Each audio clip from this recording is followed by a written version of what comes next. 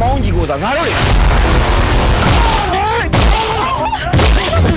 ဟာရကွာမီကိုဖို့စီမင်းမတို့သမီးခိုးပေးဆိုဒီမှာခိုးရပြီလေကွာ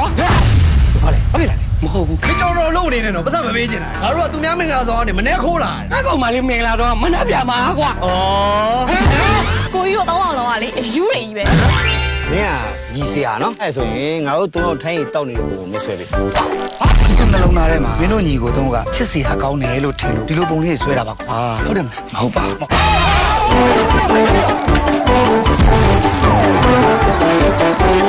ကြီးဆွဲတဲ့ကောင်ဆိုတော့ပကြီးကောင်ပေါ့ပကြီးကောင်လို့မခေါ်ပါနဲ့ဗျာကျွန်တော်အသေးရလုံးလို့ပါနော်ပကြောင်ကြီးလို့ခေါ်တာအဲ့တုံးကောင်ကနင်းကိုကြိုက်နေတာတဲ့ဟာကိုကြီးကလည်းဘာပြောမှမသိဘူးငါညီတော့ကိုရနေရဖြတ်ပြခုဖြတ်ဟုတ်ကဲ့ဖြတ်အဲ့ညီကိုလည်းတော့မပတ်သက်မိစေသူတင်နေသူတို့တုံးနေအောင်ချစ်တဲ့ညီမလေးကိုညှက်ဆောင်နေတော့မထိုးမိစေညီမလေးရေဝိုင်းလိုက်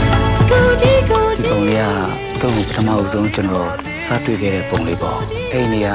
ကျွန်တော်ရှင်ခွင်တစ်ခုလုံးကိုတုံးသိမ့်ပိတ်သွားခဲ့တဲ့နေ့ပေါ့တော့နောက်ကျွန်တော်လာခွင့်ပြုပါနော်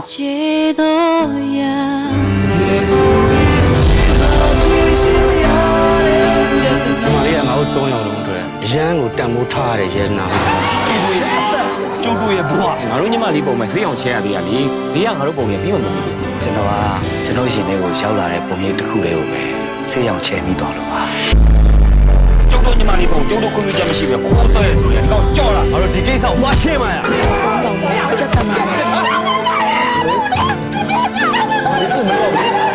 မလေးမင်းတို့ညီမလေးကိုလင်ကောင်းတောင်းအောင်ရအောင်ရှာပြီးပေးစားကြ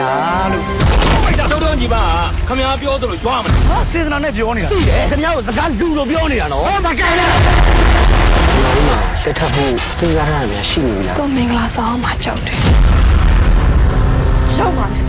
ရှင်မရောက်ပါဘူးကောင်လည်းဖြစ်ဖြစ်ဘာလို့ကကြောင်မင်းကြောင်ကွာ